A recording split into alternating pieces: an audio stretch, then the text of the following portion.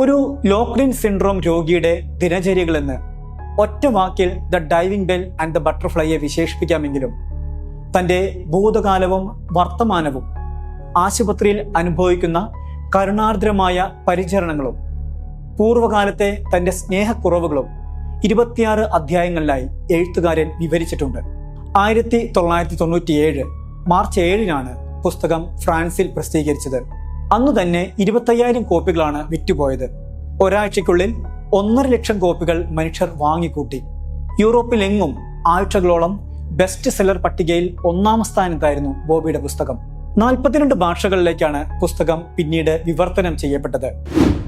Diving കവചവും ചിത്രശലഭവും എന്ന പേരിൽ doctor B ഉമാദത്തനും professor B ലളിതയും ചേർന്ന് 2015 മലയാളികൾക്കായി അത് തർജ്ജമ ചെയ്തിട്ടുണ്ട്.